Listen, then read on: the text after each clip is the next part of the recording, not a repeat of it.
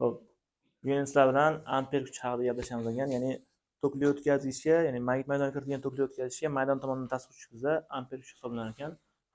Biz amper kuchini ifodalash uchun birinchi o'rinda Chapel qoidasidan foydalanamiz. Chapel qoidasiga ko'ra, kaftimizda magnit maydon yuksekliklarga tegish berish kerak va to'rtal barmoq tok kuchi yo'nalishiga munosabati bo'lgan vaziyatda 90 gradusli bosh barmog'i kimni ko'rsatish kerak? Amper kuchi yo'nalishi ko'rsatish kerak edi. Amper kuchini formulasi bizda bo'lardi. Amper kuchi F amper teng bil sinus alfa. 90 gradus bosh barmoq kuchi tok kuchi yo'nalishi va induksiyani ifodalaydi. B o'z o'rniga magnit maydon yuksak vektorlari, I biz bo'ladi tok kuchi, L bizda o'sha magnit maydonga kirgan tokli o'tkazgichning uzunligi bo'lyapti. Alfa. Alfa qaysi burchak bo'ladi? Bil sinus alfadagi alfa desak, alfa bizda induksiya va tok kuchi orasidagi burchak hisoblanar ekan. Mana endi keladimlar bizda berilyapti bitta magnit maydon. Magnit maydon yuksak vektorlari nima bo'lyapti? Xizmat eksisi ham bizga qarab chiquvchi bo'lyapti. Endi biz bu yerda biror tokli o'tkazgich bilan qildik, joylashtirdik va bundan tok oqyapti, yuqoriga yo'nalgan. L miqdor L uzunligidagi o'tkazgich bo'lyapti. Endi biz bunga ta'sir qiluvchi amper kuchini ifodalashni nima qilamiz? O'sha Chapel qoidasi. Kaftimizni bir teshib kirish, ya'ni induksiya vektorlari teshib kirish kerak edi. Hozir induksiya doskasi esa bizga qarab chiqyapti. Ularda kaftim bilan to'solgan bo'lsam, kaftimni teshib kiradim. Tok kuchi yuqoriga oqyapti. To'rtal barmoq tok kuchi yo'nalishiga mos kelgan bo'lsa, hozirgi paytda amper kuchimiz 10 ga ta'sir qilyapti. Ya'ni 90 gradus bosh barmoq 10 ga yo'nalgan.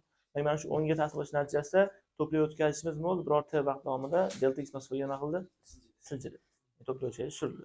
Bunda tokli o'tkazgich biror masofa bosib o'tib kuch ta'siri demak bunda ish bajariladi. Bu degani amper kuchini bajarish sifat olgan bo'lsak, bizda ish bo'ladi A teng Fs kosinus alfa. F faqat amper kuchini olyapmiz, bil sinus alfa. S u siljigan masofa esa delta x teng bo'lyapti. Nima bizda bo'layotgan?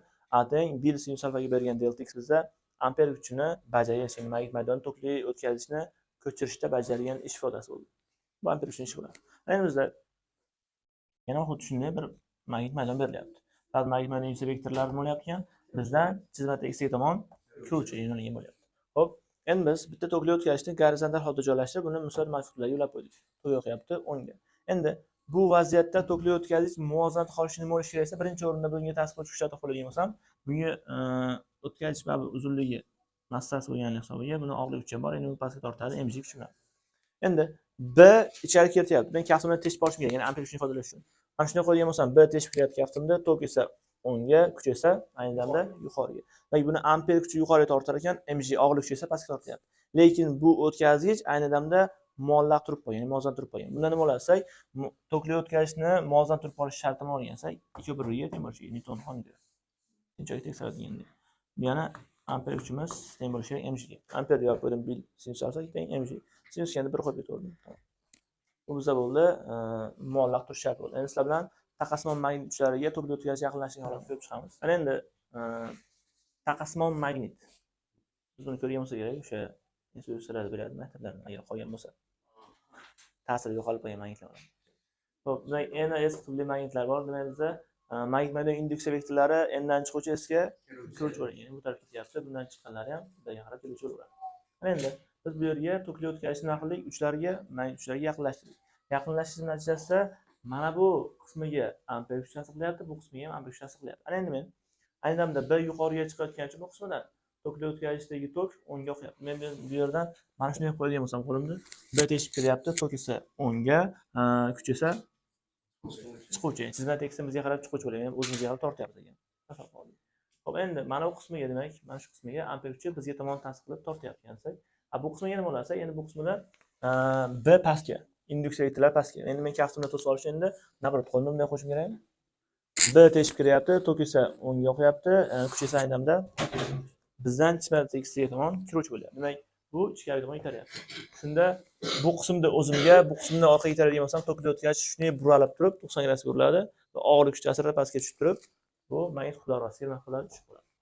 To'plash nima bo'ldi? 90 gradusga burildi va pastga tushib qoldi. Demak, buni xulosasi mana endi. Misol uchun bizga shu holatlarda nazariy savollar berilgan bo'lsa, agar tokli o'tkazgich taqasimon magnit uchlariga yaqinlashtirilsa, o'tkazgich tomonlariga amper kuchi ta'sir qilish natijasida o'tkazgich 90 gradusga burilib, magnit qutblari orasiga nima bo'ladi?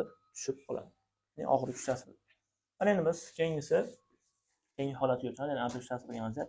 Magnit qutblari orasiga tokli ramka kiritilganda uni aylantiruvchi kuch moment, ya'ni kuch moment hosil bo'ladi. Xuddi shuni ko'rib chiqadigan bo'lsak. Soch mana bizda NS qutbli bo'lyapti magnitlar bor. Bilamizki, magnit maydon induksiya vektorlari N dan chiquvchi, S ga esa kiruvchi bo'lgan bo'lyapti. Mana bizda endi bitta tokli ramka. Tomonlar A va B ga teng bo'lgan ramkalar bo'ldi. Endi mana bu qismiga ta'sirlovchi amper kuchi bilan bu tomonga ta'sirlovchi amper kuchining qiymatlari bizda mavjud.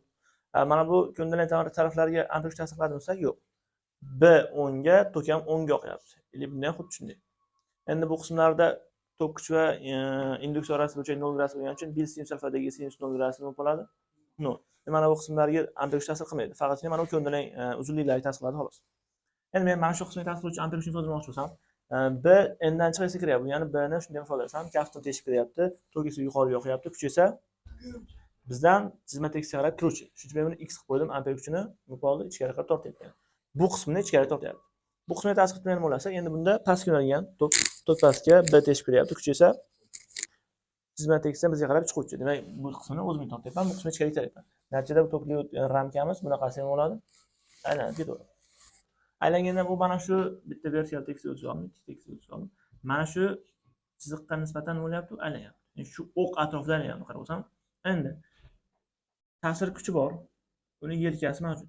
Biz bilamizki, kuch momenti degani kuchni kuch yelkasiga betmas, ya'ni m teng f ga aylanadi. Endi men o'tkazgich uchlariga, tomonlariga ikkita amper kuch ta'sir qilyapti. Bu qismiga amper kuch ichkariga, bu qismiga esa bu tarafga.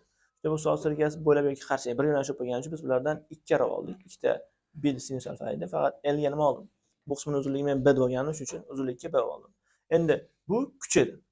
Yelka nima olyapsam, yelka biz mana bo'ladim, ya'ni bu tomonda yarmi, ya'ni A. Chunki aynan shu bo'lyapti.